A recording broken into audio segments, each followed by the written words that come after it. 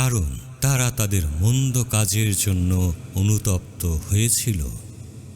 শয়তানের কাছে প্রার্থনা করেনি, প্রতিমাগুলির কাছেও নয়, যাদের তৈরি করা হয়েছে মাটির পাত্র অথবা পাথর অথবা কাঠ অথবা রূপা এবং সোনা দিয়ে, যাদের হাঁটার, কথা বলার বা শোনার ক্ষমতা নেই। কিন্তু যারা অনুতাপ করেনি তাদের জাদুবিদ্যা, ব্যভিচার বা চুরির জন্য। কি বলছেন ঈশ্বর আমাদের এই বাক্যে? যারা শয়তানের কাছে প্রার্থনা করছে, প্রতিমাগুলির কাছে, যাদের তৈরি করা হয়েছে মাটি অথবা পাথর অথবা কাঠ অথবা রূপা এবং সোনা দিয়ে, যাদের হাঁটার, কথা বলার বা শোনার ক্ষমতা নেই, তাদের কাছে এই সমস্ত বিষয় যারা ধারণ করেছে তাদেরকে কঠিন আঘাত করা হবে এই 7 বছরে। বহু মানুষ শয়তানের কাছে প্রার্থনা করছে না জেনে অথবা না বুঝেই। কিভাবে? এই বিষয়টা বলা শুরু করলেই অনেকের ভিতরে বিস্ফোরণ ঘটবে। প্রচণ্ড রাগ এবং হিংস্রতা আপনাকে অন্ধ করে দেবে। আপনি পুরো বিষয়টা আবেগ দিয়ে চিন্তা করবেন এবং বিচার করবেন। কিন্তু বাইবেল কি আমাদেরকে আবেগ দিয়ে পরিচালিত হতে বলে? একেবারেই না, কখনোই নয়। বাইবেল সব সময় আমাদেরকে বলে সমস্ত কিছু বুদ্ধি দিয়ে বিশ্লেষণ করতে, পরীক্ষা করতে, যুক্তি দিয়ে, ন্যায্যতা দিয়ে বোঝার জন্য। বাইবেলে বলা হয়েছে জ্ঞান এবং প্রজ্ঞা ব্যবহার করতে। এজন্য ঈশ্বর আমাদের বলেছেন প্রজ্ঞায় চলতে। যারা জানেন না প্রজ্ঞা কি, তাদেরকে বলছি, প্রজ্ঞা হল পবিত্র এবং বিশুদ্ধ জ্ঞান, যা একমাত্র ইহোভার কাছ থেকে আসে। এবং এই বিশুদ্ধ পবিত্র জ্ঞান পবিত্র আত্মা আমাদেরকে দিয়ে থাকেন। অনুগ্রহ করে শুনুন, বুদ্ধি ব্যবহার করুন, পরীক্ষা করে দেখুন কথাগুলো সত্যি কিনা এবং বাইবেল কি বলছে এ বিষয়ে।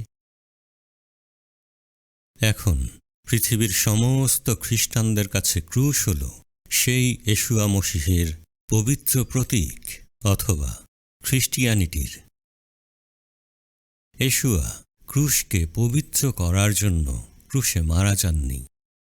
তিনি আমাদের পাপের শাস্তি বহন করেছেন অসহ্য যন্ত্রণায়, আঘাতে আঘাতে ক্ষত বিক্ষত হয়ে, ক্রুশের মতো জঘন্য, ভীষণ রকম ঘৃণ্য, কুৎসিত এক হত্যাযজ্ঞের অস্ত্রে।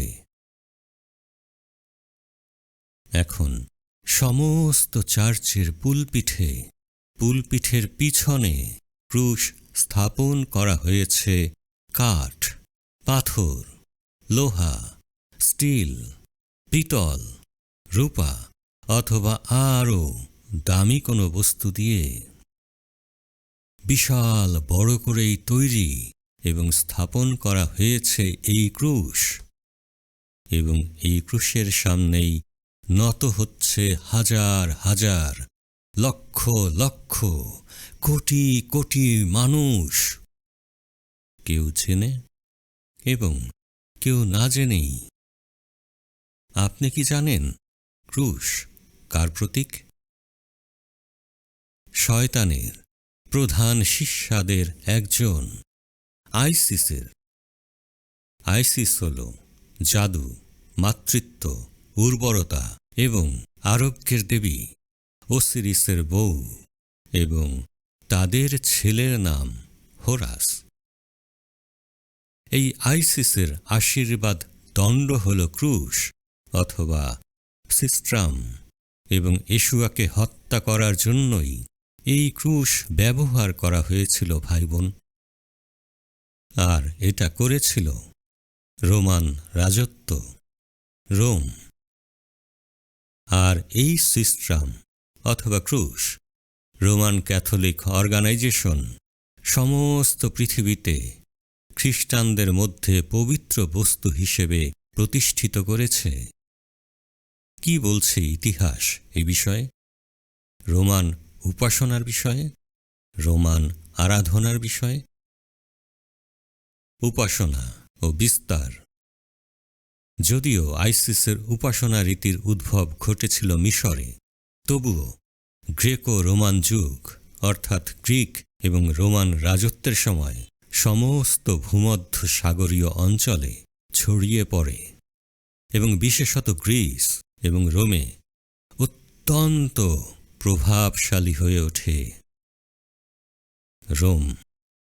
রোমান ক্যাথলিক অর্গানাইজেশন এখনও আইসিসকেই পূজা করছে, শুধুমাত্র নাম পরিবর্তিত করে। কিন্তু এই রোমান ক্যাথলিক অর্গানাইজেশনের সাধারণ সদস্যরা কিছুই জানে না এবং কিছুই বোঝে না এই সমস্ত বিষয়ে, কারণ বাইবেল এই সাধারণ সদস্যরা পড়ে না। মাঝে মাঝে ভীষণ কষ্ট হয় তাদের জন্য, যারা না বুঝে না জেনেই এমন এক ফাঁদের মধ্যে পড়ে গেছে যে সেখান থেকে তারা আর বার হতে পারছে না, এবং যদি কেউ তাদেরকে বলতে যায় তারা ভীষণ ক্ষিপ্ত হয়ে যায়। এটা খুবই অদ্ভুত একটা বিষয়। চলুন দেখি যাত্রা পুস্তক 20 অধ্যায়ে কি লেখা আছে এই বিষয়ে। আর ঈশ্বর এই সমস্ত কথা বললেন, আমি তোমাদের ঈশ্বর ইহোভা, যিনি তোমাদের মিশর দেশ থেকে দাসত্বের ঘর থেকে বের করে এনেছি। আমার উপস্থিতিতে তুমি অন্যের দেবতাদের রাখতে পারবে না। তুমি নিজের জন্য কোনো খোদিত মূর্তি অথবা এমন কোনো কিছুর প্রতিমূর্তি তৈরি করবে না, যা উপরে আকাশে, মাটির উপর অথবা পৃথিবীর জলের মধ্যে আছে। আপনি কি কোনো কিছু বুঝতে পারছেন? এই যে 10 আজ্ঞা নাম দিয়ে ঈশ্বরের নিজের বলা কথাগুলোকে ভীষণ ভীষণ রকমভাবে পরিবর্তিত করে ছোট করে ফেলা হয়েছে। এই 10 আজ্ঞার বিষয় আমাদেরকে শিখানো হয়েছে একেবারে ছোট থাকতেই। এটা আজ্ঞা অথবা আদেশ নয়, এটা ইহোভার আইন, এবং এই আইনকে ছোট করে পরিবর্তিত করে সংক্ষিপ্ত করে আমাদেরকে শিখানো হয়েছে, যেন ইহোভার বলা এই বিষয়গুলোর সঠিক অর্থ আমরা বুঝতে না পারি। আর এ কারণেই আমরা কি করছি এখন? রোমান ক্যাথলিক অর্গানাইজেশন সেই মূর্তি পূজারকদের অনুসরণ করেই যাচ্ছি আবেগের বশে।